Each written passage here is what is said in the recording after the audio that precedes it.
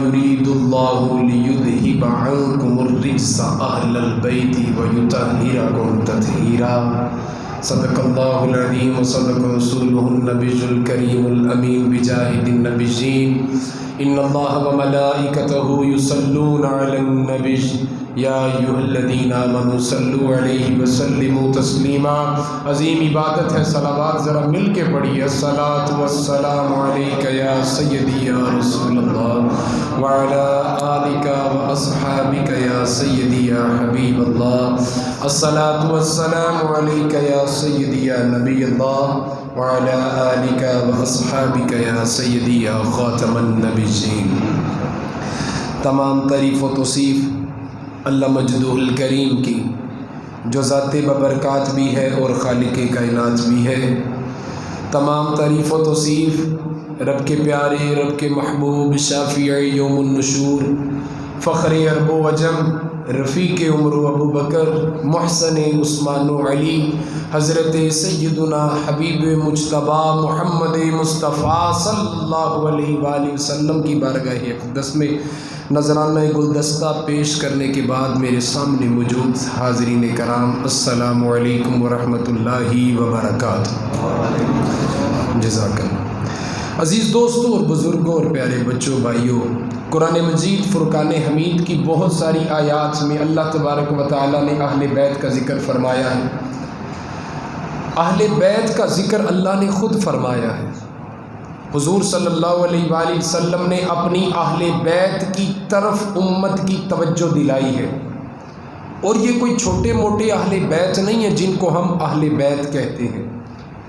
اچھی طرح سے یاد رکھنے کی بات ہے کہ گھر میں جو ذمہ دار جس شان کا ہوتا ہے اس کا اثر بھی گھر میں اسی طرح کا ہوتا ہے۔ جو عالم ہوتا ہے اس کے گھر والوں پر اس کے علم کا اثر ہوتا ہے، جو صوفی ہوتا ہے اس کے گھر والوں پر اس کے تصوف کا اثر ہوتا ہے، اور جس کے گھر والے نبی نہیں بلکہ نبیوں کے بھی تاجدار ہوں، ان کے گھر کی شان کا عالم پھر کیا ہے۔ میرے عزیز، بڑے بڑے مجددین وقت نے جس گھر کی چوکھٹ کا اپنے آپ کو کتا کہتے ہوئے شرماتے ہیں، یہ بھی نہیں کہتے کہ ہم اس در کے کتے ہیں، بلکہ یہاں تک فرماتے ہیں کہ اگر اس در کے کتے سے بھی نسبت ہو جائے تو ہمارے مقدر کی معراج ہو جائے، کیونکہ میرے امام الشاہ امام احمد رضا خان بریلوی رحمۃ اللہ علیہ، آپ نے فرمایا تجھ سے در اور در سے سگ۔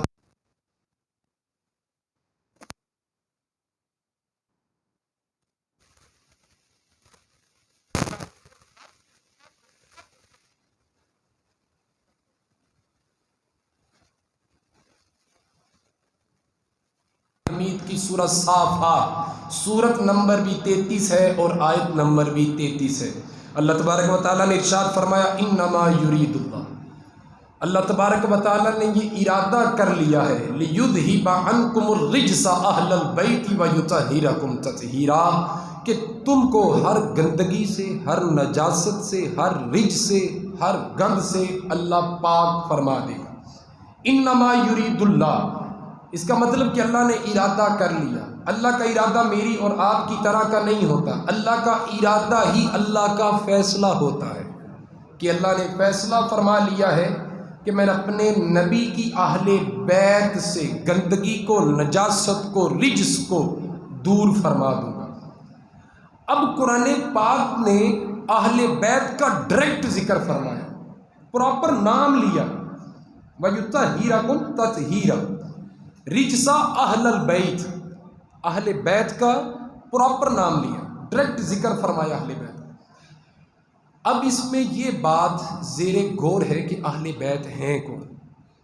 اب قرآن نے تو حکم فرما دیا کہ اہل بیت سے اللہ نے گندگی کو، نجاست کو ہمیشہ کے لیے دور کر دیا، تو وہ اہل بیت کون ہیں؟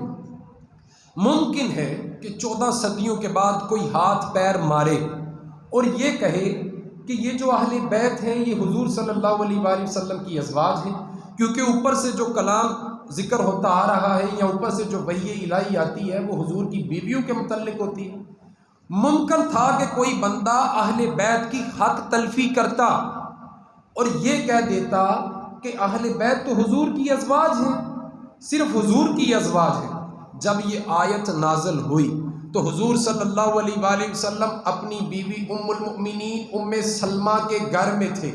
جب یہ آیت نازل ہوئی تو حضور صلی اللہ علیہ وآلہ وسلم نے اپنی بیوی یعنی کہ ہماری ماں ام سلمہ سے فرمایا، ام سلمہ اینا فاطمہ، فاطمہ کہاں ہے؟ جب اللہ نے فرمایا نا کہ محبوب ہم نے آپ کی اہل بیت سے گندگی کو دور کر دیا، تو حضور نے یہ اب امت کو سبق دیا، امت کی اصلاح فرمائی اور بالکل کلیئر کر دیا کہ میری اہل بیت کون ہے۔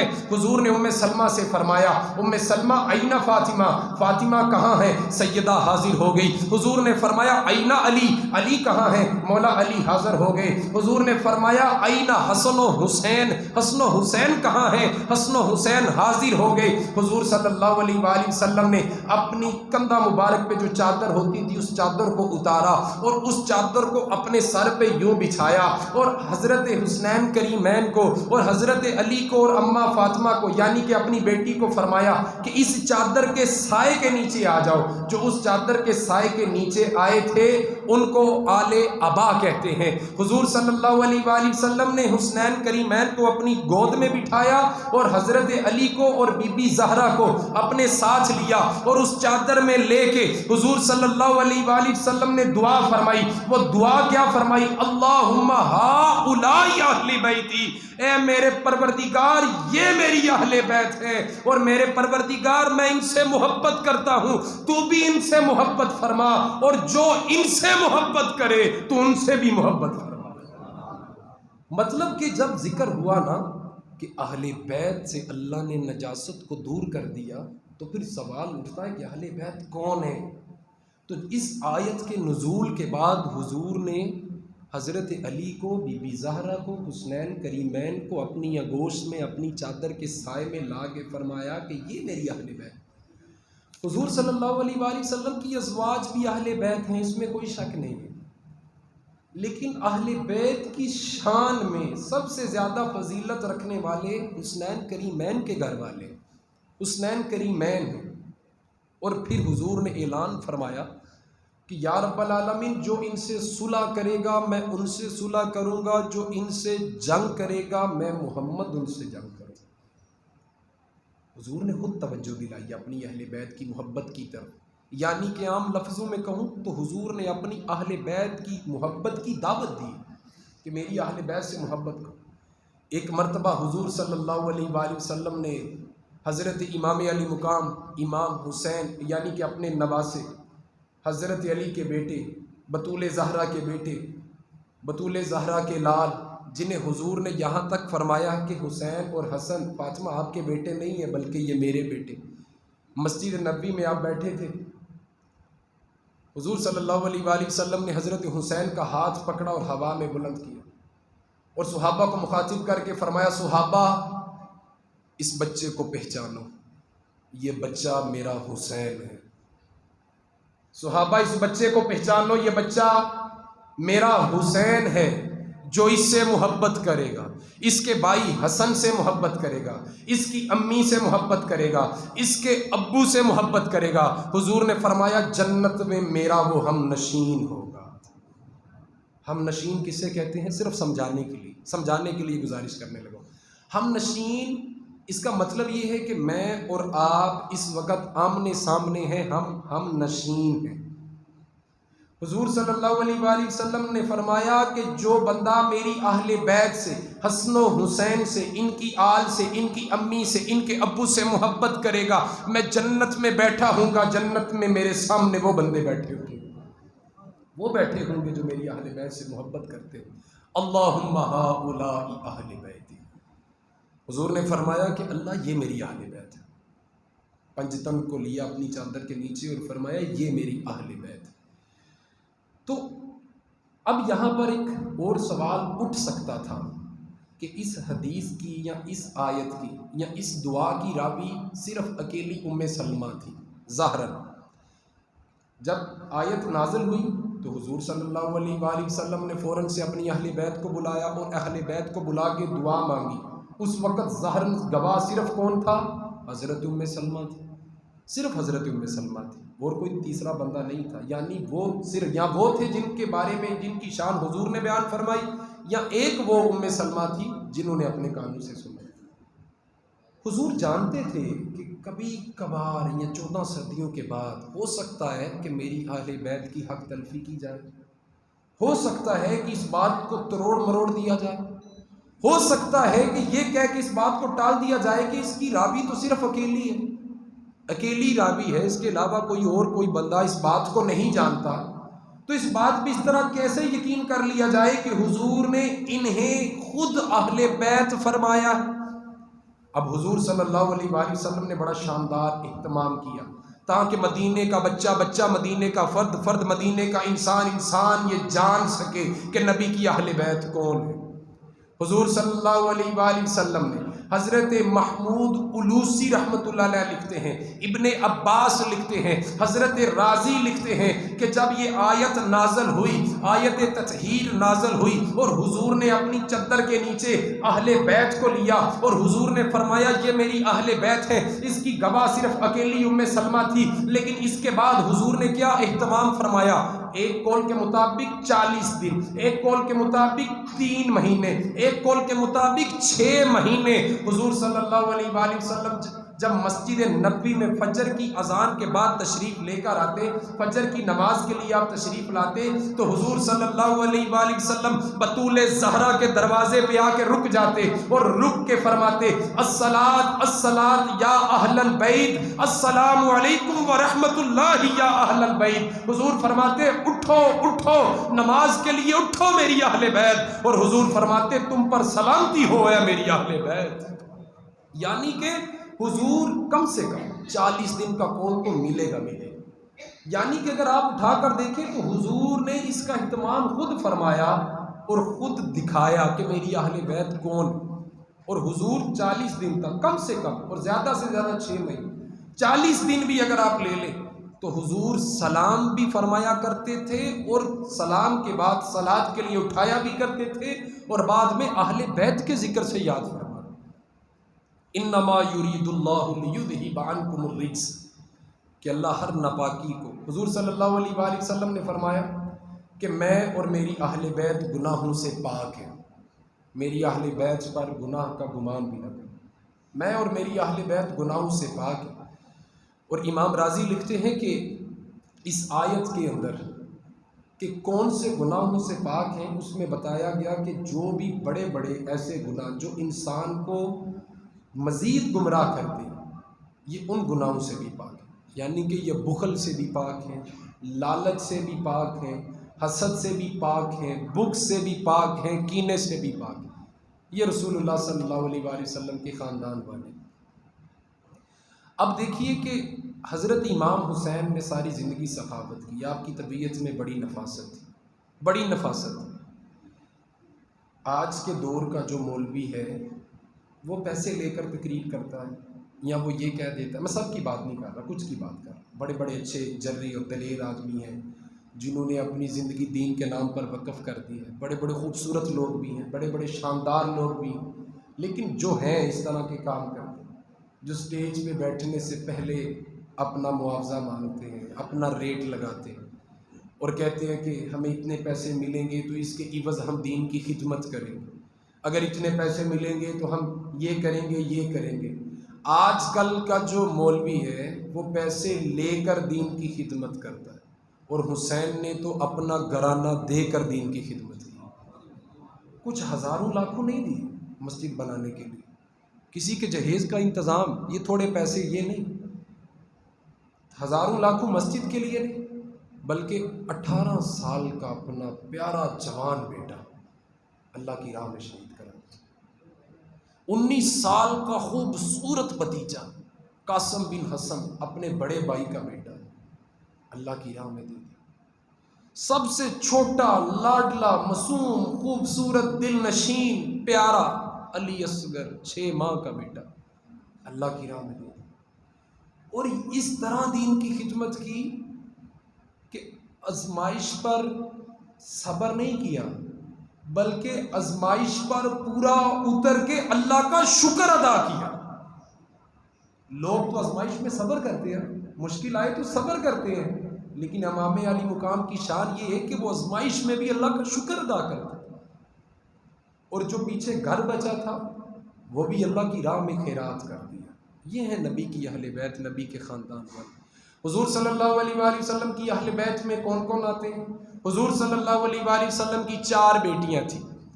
ایک بیٹی کا نام ام کلثوم، دوسری زینب، تیسری رقیہ، اور چوتھی حضرت بی بی فاطمہ بطول زہرا سلام علیہ۔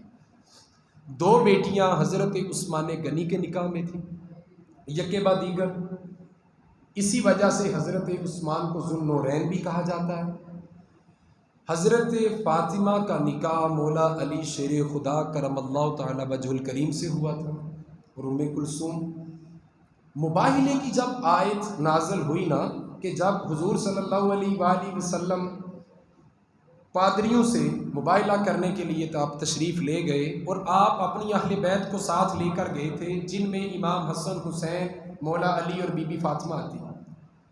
تو کہنے والے کہتے ہیں کہ اگر وہ بھی اہل بیت ہیں، اور معاذ اللہ اگر حضور کی وہ سگی بیٹیاں ہیں، تو وہ ساتھ کیوں نہیں گئی تھی؟ تو آپ کتابیں اٹھا کر دیکھ لیجئے کہ مباہلے کی آیت 10ویں ہجری میں، یہ واقعہ 10ویں ہجری میں آیا، اور باقی جو 3 صاحبزادیاں تھیں وہ 9 ہجری میں وصال فرما چکی۔ وہ کہتے ہیں کہنے والے کہ معاذ اللہ حضور صلی اللہ علیہ وآلہ وسلم کی طرف صرف ایک بیٹی کی نسبت کرتے، باقی 3 بیٹیوں کی نسبت نہیں کرتے۔ قرآن پاک نے جب حضور کی بیٹیوں کا، بیویوں کا ذکر فرمایا تو جمع کے صیغے کے ساتھ فرمایا، بیٹیاں، بیٹی نہیں فرمایا، واحد بھی نہیں ہے، تزکیہ بھی نہیں، یہ جمع کا صیغہ تھا، کم از کم 3 بیٹی، لیکن حضور کی 4 بیٹیاں۔ حضور کی اہل بیت میں حضرت مولا علی شیر خدا ہیں، بی بی فاطمہ سیدہ زہرا ہیں، حضرت عثمان غنی ہیں۔ حضرت عثمان غنی کی نسبت چونکہ حضور کی 2 بیٹیوں سے تھی، اور اس کے بعد حضرت عمر بن خطاب بھی اہل بیت کی نسبت میں آتے ہیں۔ وہ کس طرح آتے ہیں کہ حضرت علی کی صاحبزادی، آپ کا نکاح حضرت عمر بن خطاب رضی اللہ تعالیٰ عنہ سے بھی۔ اس وجہ سے حضور صلی اللہ علیہ وآلہ وسلم کے خون مبارک سے تمام صحابہ، یہ جتنے بھی جن کے نام لیے ہیں میں نے، مولا علی، حضرت عثمان غنی، حضرت عمر، جڑے ہوئے۔ میں اپنی بات کو آگے لے کر چلتا ہوں۔ قاری شہاب الدین دولت آبادی، قاری شہاب الدین دولت آبادی بہت بڑا نام ہے، اس نام کو یاد رکھیں۔ قاضی شہاب الدین دولت آبادی بہت بڑے محدث ہیں اپنے دور کے، مفسر ہیں، تفسیر قرآن ہے۔ آپ کی ایک کتاب ہے بحر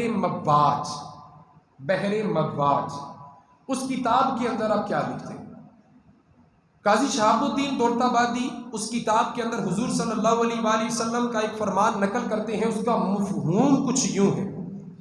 لکھتے ہیں کہ حضور صلی اللہ علیہ وآلہ وسلم نے ارشاد فرمایا کہ تمہاری بزم میں جب تم بیٹھے ہو اپنی محفل سجا کے، یا جہاں بھی تم بیٹھے ہو، تمہاری بزم میں تمہارے پاس کوئی آ جائے، تم اٹھو یا نہ اٹھو، تمہاری مرضی۔ توجہ ہے؟ کوئی بھی آپ کی مذہب میں، آپ کی محفل میں، آپ کے پاس، آپ کے گھر میں، آپ کے دفتر میں، آپ کے پاس، آپ کے کسی بھی سلسلے میں آپ کے پاس ہے، آپ ادب کے طور پر، استقبال کے طور پر اٹھو یا نہ اٹھو، آپ کی مرضی۔ مگر فرمایا کہ رسول اللہ صلی اللہ علیہ وآلہ وسلم نے فرمایا اگر حسن اور حسین، علی اور فاطمہ اور میری اہل بیت کے خاندان میں سے اگر کوئی بندہ آ جائے تو تم پر لازم ہے کہ ان کی تعظیم کے لیے، ادب کے لیے اٹھ کے کھڑے ہو جاؤ۔ فرمایا باقیوں کے لیے اٹھو یا نہ اٹھو تمہاری مرضی، مگر جب میری اہل بیت آئیں تو پھر اٹھ کر کھڑے ہو جائے۔ قاضی شہاب الدین دولت آبادی رحمۃ اللہ علیہ نے اٹھ کر کھڑے ہونے پر ادب کے باب پر، اہل بیت کے ادب کے باب پر ایک پورا باب لکھا، اس کی شان میں، اس کی تعظیم میں ایک پورا باب لکھا ہے، پورا باب۔ اور اس میں آپ ایک واقعہ لکھتے ہیں۔ وہ واقعہ کیا لکھتے ہیں؟ لکھتے ہیں کہ امام اعظم ابو حنیفہ آپ اپنے شاگردوں کو درس دے رہے تھے، توجہ چاہیے، آپ اپنے شاگردوں کو درس دے رہے تھے، اور جب آپ اصول فقہ کا، اصول حدیث کا درس دیتے اپنے شاگردوں کو، تو کوئی بادشاہ بھی اگر آ جاتا تو آپ اسے خاطر میں نہیں لاتے، آپ اپنا درس نہیں چھوڑتے تھے، کوئی بھی آ جاتا تو آپ اصول حدیث کا، اصول فقہ کا، قرآن کی تفسیر کا جب درس ہو رہا ہوتا تو آپ وہ درس مؤخر نہیں کرتے تھے، آپ اس کو جاری رکھتے تھے۔ اب بیٹھے تھے کسی میدان میں، اپنے شاگردوں کو درس دے رہے تھے۔ جب محدث مفسر کسی کو درس دے رہا ہوتا ہے، یعنی کہ اپنے شاگردوں کو حدیث کی کلاس لگی ہوتی، بہت ساری کتابیں کھلی ہوئی ہوتی ہیں، ان کتابوں کے اوپر نشاندہی کی ہوئی ہوتی ہے اور ان کے اوپر سے کچھ نقطے لے کر بات کی جاتی ہے، اور جملہ گفتگو جب کی جا رہی ہوتی ہے، ان کتابوں کے اندر سے پھر ایک کتاب کو بھی تشکیل کیا جا رہا ہوتا ہے۔ بہت ساری کتابیں پڑھی ہوئی تھی، آپ کے شاگرد بھی سامنے بیٹھے تھے، پاس میں ہی کچھ بچے بھی کھیل رہے تھے، ایک گیند نما بال بنی ہوئی تھی، اس کے ساتھ بچے کھیل رہے تھے، آپ درس فرما رہے تھے۔ اتنے میں جو بچے ساتھ میں کھیل رہے تھے، ان کی ایک گیند جو بال نما بنی ہوئی تھی وہ آپ کے قریب آ کے گری۔ ایک بچہ اس بال کو لینے کے لیے آیا، حضرت امام اعظم ابو حنیفہ اٹھ کے کھڑے ہو گئے اور آپ تھوڑی دیر کھڑے رہے۔ جب وہ بچہ بال لے کر چلا گیا، آپ پھر بیٹھ گئے، پھر آپ بیٹھ گئے، پھر دوبارہ بال گری، آپ دوبارہ کھڑے ہو گئے۔ جب وہ بچہ آیا، پھر وہ بچہ چلا گیا، آپ پھر بیٹھ گئے، پھر گیند گری، بچہ آیا گیند لینے کے لیے، آپ کھڑے ہو گئے، بچہ گیند لے کر چلا گیا، آپ بیٹھ گئے۔ آپ کے شاگرد حضرت یوسف رحمت اللہ علیہ آپ عرض کرنے لگے کہ حضور آپ یہ کیوں کر رہے ہیں؟ بچے تو بچے ہیں، ان کی گیند تو گرے گی، وہ کھیل رہے ہیں، آپ کیوں بار بار اٹھ رہے ہیں؟ ہم نے کبھی بھی آپ کو اس طرح حدیث پڑھاتے ہوئے، قرآن کی تفسیر پڑھاتے ہوئے اٹھتے نہیں دیکھا۔ حضور ماجرا کیا ہے؟ وجہ کیا ہے؟ آپ کیوں بار بار اٹھتے ہیں؟ جب آپ اٹھتے ہیں کتابوں کو پیچھے کرنا پڑتا ہے، کتابوں کو سمیٹنا پڑتا ہے، کتابیں بھی بکھر جاتی ہیں، پھر ان کو صحیح کر کے آپ کے سامنے رکھنا پڑتا ہے۔ حضور آپ بیٹھ جائیں، آپ نہ اٹھیے۔ تو آپ فرمانے لگے خدا کی قسم میں کوئی اور بندہ آتا، کوئی بادشاہ آتا تو نہ اٹھتا۔ جب میں نے دیکھا کہ وہ معصوم بچہ گیند لینے کے لیے آیا ہے تو آپ فرماتے ہیں میں اسے جانتا تھا، وہ سید زادہ ہے۔ آپ فرماتے ہیں مجھے حیا آتی ہے کہ آل رسول کا بچہ نعمان کے سامنے کھڑا رہے اور امام اعظم ابو حنیفہ سامنے بیٹھا رہے۔ آپ نے فرمایا بچہ آیا تو میں کھڑا ہو گیا، وہ چلا گیا تو میں بیٹھ گیا۔ آپ نے فرمایا پھر وہ آیا، میں پھر کھڑا ہو گیا، وہ چلا تو میں بیٹھ گیا۔ آپ نے فرمایا جتنی بار وہ آتا گیا میں کھڑا ہوتا گیا، جب وہ چلا جاتا میں بیٹھ جاتا۔ تو مجھے حیرت اس بات کی ہے کہ حضرت امام اعظم ابو حنیفہ جو فقہ کے امام ہیں، جو مسلمانوں کے امام ہیں، ایک گمنام بچے کی صرف اس وجہ سے عزت کرتے ہیں کہ وہ سید زادہ ہے۔ تو آپ یہ سوچئے کہ جس کی نسبت سے وہ سید زادہ ان سے جڑا ہوا ہے، جن کا نام حسن و حسین ہے، ان کی شان کا عالم کیا ہوگا، ان کی شان کا عالم کیا ہوگا، ان کے رتبے کا عالم کیا ہوگا، ان کے مقام کا عالم کیا ہوگا۔ آپ دیکھیے کہ ایک گمنام بچہ جسے آپ فقط اتنا جانتے ہیں کہ یہ سید زادہ ہے، جب حضرت امام حسن اور حسین امام اعظم ابو حنیفہ کے سامنے آئیں گے تو امام اعظم ابو حنیفہ کی عاجزی کا عالم کیا ہوگا، ان کی کفیت کا عالم کیا ہوگا۔ حضور صلی اللہ علیہ وآلہ وسلم نے فرمایا کہ اگر تم چاہتے ہو کہ تمہاری عمروں کو لمبا کر دیا جائے تو میری اہل بیت سے محبت کرو، اللہ تمہاری عمروں میں برکت ڈال دے گا۔ حضور صلی اللہ علیہ وآلہ وسلم نے فرمایا میری اہل بیت سے اس طرح محبت کرو جس طرح تم اپنے وجود میں سر سے محبت کرتے ہو اور اپنے سر کے وجود میں اپنی آنکھوں سے محبت کرتے ہو۔ حضور نے فرمایا جس طرح تم اپنے وجود کے اندر گرتے وقت اپنے سر کا خیال رکھتے ہو اور سر کے قریب کوئی چیز آئے تو سب سے پہلے اپنی آنکھوں کا خیال رکھتے ہو، حضور نے فرمایا جتنا حساس تم اپنی آنکھوں کے بارے میں ہو اتنے ہی حساس میری اہل بیت کے بارے میں بھی رہو۔ سوائق المحرکہ کی روایت ہے، اپنی باتوں کو سمیٹتا ہوں۔ سوائق المحرکہ جس کو اپنے الفاظ کے جامع میں بطور مفہوم پڑھتا ہوں، اہل بیت کی محبت کا صلہ کیا ہے؟ اہل بیت کی محبت کا صلہ کیا ہے؟ حضور صلی اللہ علیہ وآلہ وسلم نے ارشاد فرمایا کہ اہل بیت کی محبت کا صلہ میدان محشر میں ضرور ملے گا۔ حضور کی آل سے محبت کا صلہ میدان محشر میں ضرور ملے گا۔ قیامت کا دن ہوگا، میدان محشر لگا ہوگا، ہر پیاسے کی زبان سینے تک لٹک رہی ہوگی، ربی نفسی نفسی پکارا جا رہا ہوگا۔ اس وقت باپ بیٹے کو نہیں پہچانے گا، بیٹا ماں کو نہیں پہچانے گا، ماں پہ کیا گزرے گی بیٹے کو نہیں پتا، بیٹے پہ کیا گزرے گی باپ کو نہیں پتا۔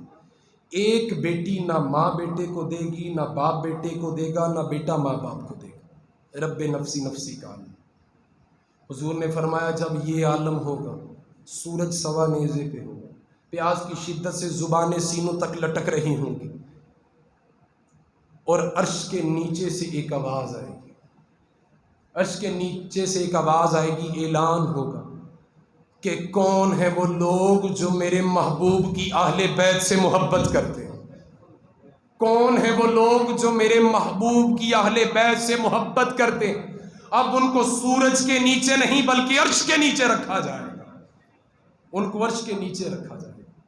اور یہ بات یاد رکھیے کہ اہل بیت سے محبت فرض کی ادائیگی ہے، لیکن اہل بیت کی محبت میں صحابہ سے بغض رکھنا یہ انتہائی نازیبا اور جاہلانہ، اور اگر میں مزید لفظوں میں اس کی تشریح کروں تو بات بگڑ سکتی ہے، یہ بالکل ناگوار ہے، بالکل ناگوار ہے۔ کیونکہ امام علی مقام، اہل بیت، مولا علی، بی بی زہرا، ان کی جتنی بھی شان میں احادیث ہیں وہ صحابہ کرام سے روایت ہیں۔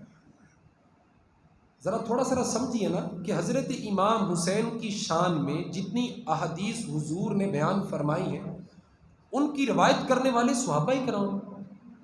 صحابہ عشق و محبت کرتے تھے تو اسی وجہ سے انہوں نے ان احادیث کو زندہ رکھا، یاد رکھا، تازہ رکھا، اور ہر دور میں آنے والی امت کی اصلاح فرمائی، ہر دور میں آنے والے لوگوں کی اصلاح فرمائی، اور فرمایا کہ اہل بیت سے محبت کرنا کیوں؟ کیونکہ اہل بیت کے بارے میں حضور نے یہ فرمایا، یہ فرمایا، یہ فرمایا، یہ فرمایا۔ جو صحابہ سے مخالفت کرے گا یا صحابہ کے بغض میں بولے گا وہ رافضیت میں چلا جائے گا، اور جو صحابہ کی محبت میں اہل بیت کے بارے میں بغض رکھے گا وہ خارجیت میں چلا جائے گا۔ جس دل کے اندر صحابہ کی محبت ہے اسی دل میں اہل بیت کی محبت آئے گی، جس دل میں صحابہ کی محبت نہیں ہے اس دل میں اہل بیت کی محبت نہیں آ سکتی۔ حضور نے فرمایا کہ جب انہیں عرش کے نیچے جمع کر لیا جائے گا تو اللہ تبارک و تعالی ارشاد فرمائے گا کہ آج آپ لوگ میرے مہمان ہیں اور میں آپ کی میزبانی کروں، اور حضور فرماتے ہیں عرش کے نیچے ایک وسیع خوبصورت شاندار دسترخوان لگایا جائے گا، اور اس دسترخوان پہ وہی لوگ بیٹھیں گے جو اہل بیت سے محبت کرنے والے ہوں۔ بڑے لوگ کہتے ہیں کہ میں نے فلاں ایم پی اے کے پاس بیٹھ کے کھانا کھایا ہے، میں نے فلاں ایم این اے کے ساتھ بیٹھ کے ہم نے اکٹھے روٹی کھائی تھی، میں نے فلاں پیر صاحب کے ساتھ بیٹھ کے اکٹھے کھانا کھایا، بڑی باتیں ہوئی، فلاں چودھری، فلاں امیر، فلاں سیٹھ، ہم نے جب کھانا کھایا بڑی گپ شپ ہوئی، بڑی باتیں ہوئی، بڑا جناب یہ بڑا وہ۔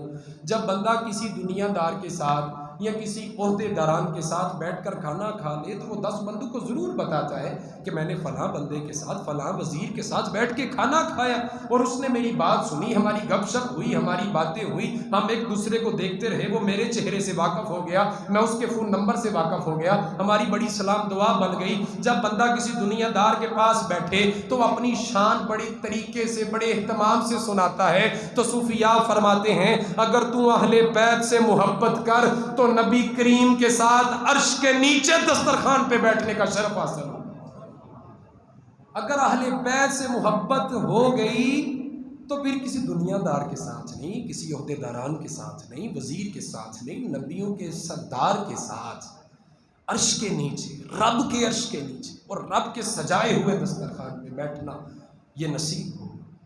امام اعظم ابو حنیفہ، آپ کے دل میں اہل بیت کی محبت، اور میں آپ کو امام اعظم ابو حنیفہ کا واقعہ یا آپ کی ذات سے جڑی ہوئی بات صرف اس لیے بتا رہا ہوں کہ یہ رافضیت نہیں ہے، ہم چونکہ حنفی ہیں اور یہ حنفیت ہے۔ امام اعظم ابو حنیفہ نے اہل بیت کا ادب کر کے اپنی امت کو، اپنے شاگردوں کو، اپنے ماننے والوں کو یہ سبق سکھایا کہ کس طرح ان کا ادب کرنا ہے، اور ان کا ادب کرنا سنت بھی ہے، صحابہ کا، حضور کی سنت بھی ہے ان سے محبت کرنا، ان کا ادب کرنا صحابہ کی سنت ہے، ان کی تعظیم کرنا ہمارے امام اعظم ابو حنیفہ یہ ان کی سنت۔ ہم سب ان سے جڑے چلے جاتے ہیں، اگر ہم اہل بیت سے جڑ جاتے ہیں تو امام اعظم ابو حنیفہ کے دل میں اہل بیت کی محبت کا عالم یہ تھا کہ آپ اس وقت تک اپنے گھر میں فروٹ پھل لے کر نہیں آتے تھے جب تک کسی اہل بیت کے گھر میں پہنچا نہیں دیتے تھے. اس وقت تک آپ اپنے گھر میں اچھا کھانا نہیں لے کر آتے جب تک آپ کسی اہل بیت سے محبت انسان کو مضبوط کرتی ہے. یہ دین کا حصہ ہے، مومن کی شان ہے، کرنی چاہیے. تمام ائمہ نے کی ہے، محدثین نے کی ہے، ان کے مشائخ نے کی ہے. بات چلتی چلتی حضور تک جا پہنچتی ہے. حضور صلی اللہ علیہ وآلہ وسلم نے خود اپنی اہل بیت کی محبت کی دعوت دی کہ میری اہل بیت سے محبت کرو. اور محبت بھی فقط محبت کا دعویٰ نہیں. امام اعظم ابو حنیفہ نے امام علی مقام امام حسین نے یہ خطبہ ارشاد فرمایا جمعہ کے موقع پر. آپ نے فرمایا کہ میں حسین ہوں، میں اللہ کے احکامات کا بھی پابند ہوں اور حضور صلی اللہ علیہ وآلہ وسلم کی سنتوں کا بھی پابند ہوں. اور میری جنگ صرف یزید سے نہیں ہے بلکہ ہر اس شخص سے ہے جو بدعتوں کو فروغ دیتا ہے، جو بدعتوں کو جنم دیتا ہے. امام حسین نے فرمایا میری جنگ ہر اس بندے سے ہے جو حضور کی سنت کی مخالفت کرتا ہے، جو اللہ کی حدوں کو پامال کرتا ہے، اللہ کی حدوں کا پابند نہیں ہے. میری ہر اس بندے سے جنگ. اب ایک بندے سے پوچھا جاتا ہے کہ بھئی آپ نے یہ زنجیر ہاتھ میں کیوں باندھی ہے؟ تو وہ کہتا ہے کہ امام زین العابدین کی نسبت کی وجہ سے میں نے 40 دن کا ارادہ کیا ہے کہ میں اپنی ہاتھ پہ زنجیر باندھ کے رکھوں گا، ان کی نسبت کے ساتھ یہ زنجیر جڑی ہوئی ہے. تو ائمہ پھر سوال کرتے ہیں کہ بچے بتا تو نے یہ زنجیر ان کی نسبت کی وجہ سے اپنے ہاتھ پہ تو باندھ لی، یہ تو صرف 40 دن کے لیے تھی، ساری زندگی کے لیے جو سنت رسول انہوں نے داڑھی اپنے منہ پہ سجا رکھی تھی وہ تو نے ابھی تک کیوں نہیں سجائی؟ وہ تو نے بھائی ابھی تک کیوں نہیں سجائی؟ یہ تو قطعاً ممکن نہیں ہے کہ آپ آدھے پہلو سے محبت کرو اور آدھے پہلو سے انکار کر دو. یہ تو قطعاً ممکن نہیں ہے نا کہ ایک بندہ معاذ اللہ سب کی بات نہیں کرتا، ایک بندہ کہے کہ ہمارے پیر و مرشد ولی کامل ہے، صوفی ہیں، باصفا ہیں، بڑے پابند ہیں، لیکن یہ ہے کہ ان کی داڑھی بھی مکمل نہیں، ان کے جو ضروری معاملات ہیں سنت کی اتباع و فرما برداری کے وہ بھی پورے نہیں. تو یہ کس طرح پھر مان لیا جائے؟ تھوڑا سا سمجھانے کی میں کوشش کرتا ہوں، تھوڑا آپ مجھے سمجھانے کی کوئی کس طرح مان لیا جائے کہ آدھی چیز سے مخالفت کر کے آدھی چیز کا دعویٰ کرنا اور کہنا کہ ہم ان کے عاشق ہیں. ایک چیز کو جڑ سے منڈوا کے کٹا کے پھر کہنا کہ نہیں جی ہماری بڑی محبت اور نسبت ہے بڑی. یہ ایسا نہیں ہوتا. جب محبت کی جاتی ہے تو پھر محبت کا رنگ نظر آنا چاہیے. وہ سارے لوکی منو ہی رکھو رانجھا ناکھو کوئی. جب وہ رانجھا کہتا ہے نا جی کہ جب مجھے ایسا لگے یا میری ایسی کیفیت بن جائے کہ مجھ میں صرف میرا محبوب نظر آئے، کوئی دوسرا بندہ نظر نہ آئے. مولا علی شیر خدا نے بدعت جو کرتے تھے، جو نماز چھوڑتے تھے، جو حضور کی اتباع و فرما برداری کی مخالفت کرتے تھے، مولا علی نے زندہ سزائیں دی، سزائیں دی کہ دین کی مخالفت نہیں کرتے. حضرت امام حسین نے جب کہا گیا کہ آ جاؤ میدان میں جنگ کے لیے، تو آپ نے فرمایا نہیں، ہمیں ایک دن چاہیے، ایک دن ایک رات چاہیے ہمیں، ہم کل جنگ کریں. تو کس لیے چاہیے تھا؟ مولا عباس عرض کرنے لگے کہ حضور آپ ہمیشہ جہاد کے لیے زندہ و تابندہ رہتے ہیں، آپ ہر وقت جہاد کے لیے جوشیلے رہتے ہیں، مگر آج وہ کہتے ہیں میدان میں آئیے، تو آپ کہہ رہے ہیں ہم کل آئیں گے. اس کا پس منظر کیا ہے؟ تو آپ فرمانے لگے کل عاشورہ کی رات ہے، آج رات عاشورہ کی رات ہے، آج اپنے رب کی ہم عبادت کریں گے، سجدے کریں گے، استغفار کریں گے. مطلب کہ آپ اپنی اس رات کی جو مہلت آپ نے مانگی وہ فقط عبادت کے لیے مانگی، عبادت کے لیے. میرے بھائیوں، اہل بیت سے محبت کا صرف دعویٰ نہیں ہے بلکہ ان کی فرما برداری ہے، ان کے ہر پہلو سے رہنمائی حاصل کرنا ہے، اور جن جن چیزوں کے ساتھ انہوں نے مخالفت کی ہے ان چیزوں سے مخالفت کرنا، ان سے محبت کرنا جو نماز پابندی سے پڑھتے ہیں بلکہ چھوڑ کر نہیں پڑھتے. کیا آپ کو نہیں لگتا کہ بروز محشر، برا نہ منائیے گا، کہ مولا اصغر مولا عباس، مولا قاسم ان لوگوں سے گریبان پکڑ کے پوچھیں گے کہ بتاؤ یار، ہم نے تو اپنی جوانیاں قربان کر دی، تم ہمارے نام کی نیازیں تو پکاتے رہے مگر یزیدی سوچو کو بھی پروموٹ کرتے ہیں۔ ہم نے تو یار اپنی جوانیاں دے دی اسلام کو بچانے کے لیے، اسلام کی بقا کے لیے، مگر تم نے کیا کیا؟ تم ہمارے درد میں روتے بھی رہے اور یزیدوں کو پروموٹ بھی کرتے رہے۔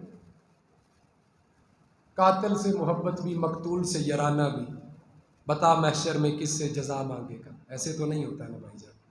تو اہل بیت کی محبت فرض کی ادائیگی ہے۔ ٹائم ہو گیا ہے، میں اپنی بات کو سمیٹتا ہوں۔ اہل بیت سے محبت کی دعوت حضور صلی اللہ علیہ وآلہ وسلم نے خود دی ہے۔ حضور صلی اللہ علیہ وآلہ وسلم کی پیاری اہل بیت کے بارے میں اللہ تبارک و تعالیٰ نے قرآن مجید میں کئی متعدد احادیث اور کئی متعدد قرآن پاک میں آیات نازل ہوئی ہیں، اور ان آیات کے اندر واضحتاً اہل بیت کا ذکر فرمایا گیا۔ نہ تو اہل بیت کی محبت میں آ کے صحابہ کی مخالفت کرنی ہے، اور نہ صحابہ کی محبت میں آ کے اہل بیت کی مخالفت کرنی ہے۔ ہم اہل سنت و جماعت الحمدللہ وہ جماعت ہیں جو حضرت ابو بکر صدیق سے محبت کرنا فرض سمجھتے ہیں، جو حضرت عمر فاروق سے محبت کرنا فرض سمجھتے ہیں، حضرت عثمان غنی کی حیا کرنا فرض سمجھتے ہیں، اور مولا علی کے بارے میں حضور نے ارشاد فرمایا علی سے محبت کرنے والا مومن ہے اور علی سے بغض رکھنے والا منافق ہے۔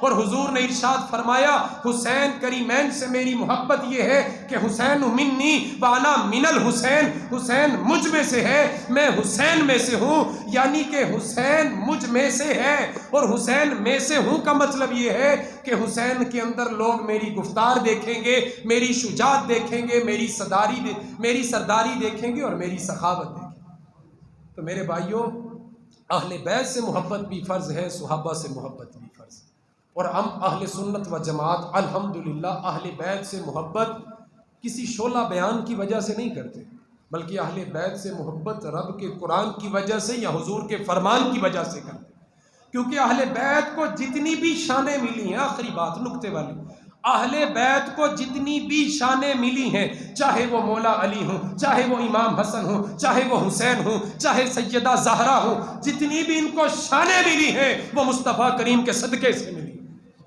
تو پہلی محبت حضور صلی اللہ علیہ وآلہ وسلم سے کرنی، اور دوسری اہل بیت سے۔